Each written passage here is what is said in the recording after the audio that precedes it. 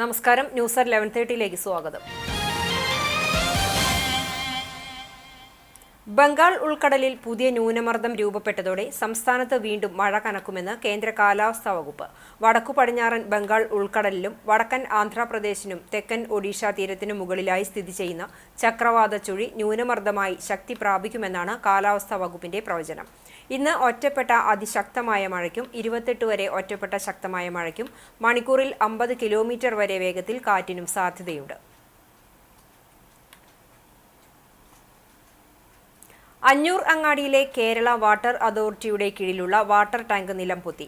സമീപത്തെ ഒഴിഞ്ഞുകിടക്കുന്ന പറമ്പിലേക്ക് ടാങ്ക് വീണതിനാൽ വലിയ അപകടം ഒഴിവായി. അഞ്ഞൂർ കുന്നംകുളം റോഡരികിലാണ് ടാങ്ക് സ്ഥിതി ചെയ്യുന്നത്. ബുധനാഴ്ച രാത്രിയിലാണ് അപകടമുണ്ടായത്. സമീപത്ത് കടകളും സ്ഥിതി ചെയ്യുന്നുണ്ട്. നൂറ്റാണ്ടിലധികം പഴക്കമുള്ള വാട്ടർ ടാങ്ക് ബുധനാഴ്ച രാത്രിയിലുണ്ടായ ശക്തമായ കാറ്റിലും മഴയിലുമാണ് തകർന്നു വീണതെന്ന് പ്രദേശവാസികൾ പറയുന്നു. കേരള വാട്ടർ അതോറിറ്റിയുടെ റൂറൽ വാട്ടർ സപ്ലൈ സ്കീം അനുസരിച്ച് നിർമ്മിച്ച പമ്പ് ഹൗസിന് മുകളിലാണ് ടാങ്ക് സ്ഥിതി ചെയ്തിരുന്നത്. വർഷങ്ങളായി ഇവിടെ പമ്പിംഗ് നടക്കുന്നില്ല.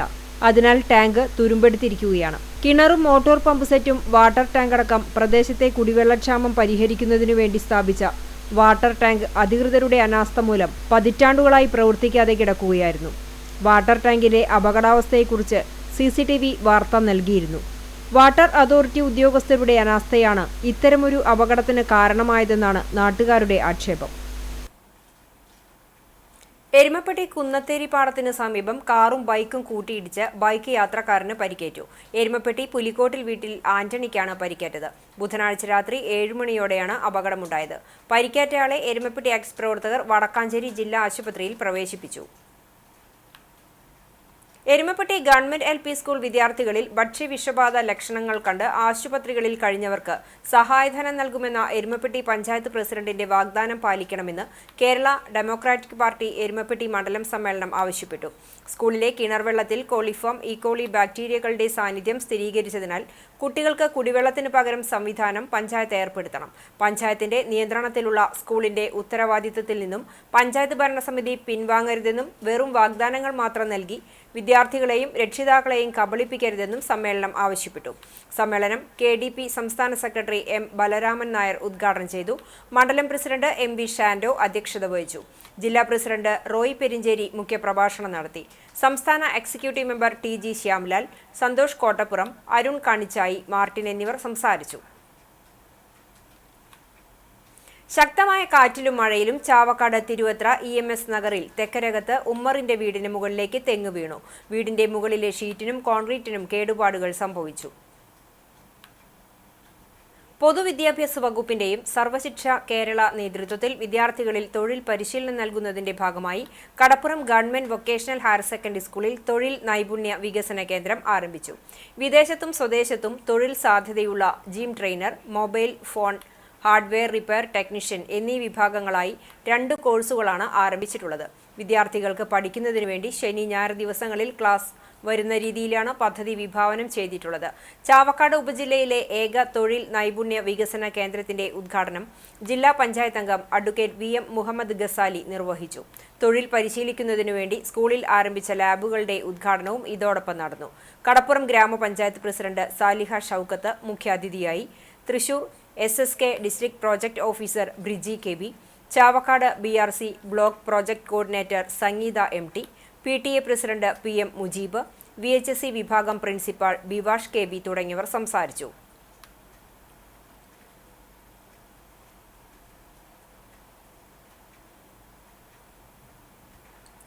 ആൽത്തറ സെന്ററിലെ ലോട്ടറി ഏജൻസി കട സാമൂഹ്യവിരുദ്ധർ തല്ലി തകർത്തതായി പരാതി.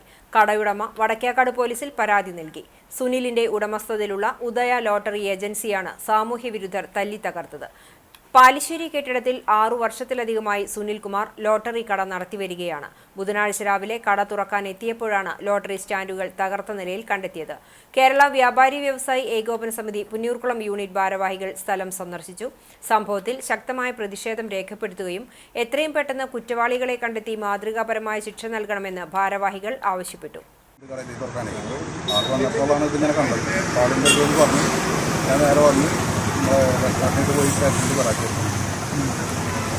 എപ്പോഴാണ് അടക്കല്? രാത്രി 8 മണിക്ക് അടക്കും.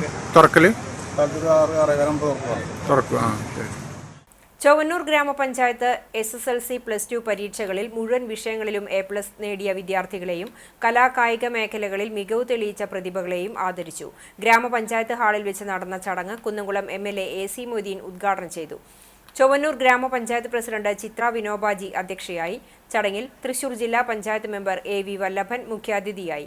ഗ്രാമപഞ്ചായത്ത് vice president advocate NS Sumesh സ്വാഗതം പറഞ്ഞു. SSLC+2 പരീക്ഷകളിൽ മുഴുവൻ വിഷയങ്ങളിലും A+ നേടിയ വിദ്യാർത്ഥികൾക്ക് പുറമെ വിവിധ കലാകായിക മത്സരങ്ങളിൽ സംസ്ഥാന തലത്തിലും ദേശീയ തലത്തിലും പങ്കെടുത്ത് സമ്മാനാർഹരായ പ്രതിഭകളെയും ആദരിച്ചു. ചടങ്ങിൽ ചൊവ്വന്നൂർ പഞ്ചായത്ത് സ്ഥിരം സമിതി അധ്യക്ഷന്മാരായ PK Sathyavathi, M Eusebi, A Ratnakumari, ward മെമ്പർമാരായ Bibin KU, Shamila Kabir, Shaheed KM, CP Vimala, PV Shaban, Sarath Kumar എന്നിവർ സംസാരിച്ചു. ചടങ്ങിന് പഞ്ചായത്ത് സെക്രട്ടറി V വൃന്ദ നന്ദി പറഞ്ഞു. ജീവകാരുണ്യ സംഘടനയായ മാക്സ് ഡ്രീം ഫൗണ്ടേഷനും ചാവക്കാട് താലൂക്ക് ലീഗൽ സർവീസ് കമ്മിറ്റിയും പ്രമുഖ ആശുപത്രികളുമായും ആരോഗ്യരംഗത്തെ സംഘടനകളുമായും സഹകരിച്ച് ജൂൺ 29 ഞായറാഴ്ച മെഡിക്കൽ ക്യാമ്പ് സംഘടിപ്പിക്കുന്നു. രാവിലെ 9:30 മുതൽ ഉച്ചയ്ക്ക് 2 മണിവരെ മരുതയൂർ GUP സ്കൂളിലാണ് സൗജന്യ മെഗാ മെഡിക്കൽ ക്യാമ്പും ആരോഗ്യ സെമിനാറും നടത്തുന്നത്. ഹൃദ്രോഗ വിഭാഗം, നേത്രരോഗ വിഭാഗം, ജനറൽ മെഡിസിൻ വിഭാഗം തുടങ്ങി മെഡിക്കൽ രംഗത്തെ വിവിധ ഡിപ്പാർട്ട്മെന്റുകളുടെയും ഡോക്ടർമാരുടെയും സേവനങ്ങളും ജനറൽ ചെക്കപ്പ് തുടങ്ങി വിവിധ ടെസ്റ്റുകളും പൊതുജനങ്ങൾക്ക് സൗജന്യമായി ലഭ്യമാകും. ആരോഗ്യ സംരക്ഷണ ഉപകരണങ്ങളും വിതരണം ചെയ്യും. ആരോഗ്യ സംരക്ഷണവുമായി ബന്ധപ്പെട്ട് വിദഗ്ധർ സെമിനാറുകൾ ഉണ്ടായിരിക്കും. ആദ്യം രജിസ്റ്റർ ചെയ്യുന്ന 50 പേർക്ക് പ്രത്യേക സൗകര്യങ്ങളും ഒരുക്കിയിട്ടുണ്ട്. കൂടുതൽ വിവരങ്ങൾക്കും രജിസ്ട്രേഷനുമായി 81 13 96 82 16, 62 82 80 30 54 എന്നീ നമ്പറുകളിൽ ബന്ധപ്പെടാവുന്നതാണ്. പഴഞ്ഞി ഏദൻ ഗാർഡൻ കൂത്തൂർ പരേതനായ ജോസഫ് മകൻ സന്തോഷ് നിര്യാതനായി. 57 വയസ്സായിരുന്നു. സംസ്കാരം വെള്ളിയാഴ്ച രാവിലെ 10-ന് പഴഞ്ഞി ഇമ്മാനുവൽ മാർത്തോമ പള്ളി സെമിത്തേരിയിൽ നടക്കും. വൺ വേ ജംഗ്ഷനിൽ ഈഗിൾ ഫോട്ടോസ്റ്റാറ്റ് ഉടമയാണ്. സ്മിത ഭാര്യയും ഡെറിക് മകനുമാണ്. ഇതോടെ ന്യൂസ് at 11:30 സമാപിക്കുന്നു. നമസ്കാരം.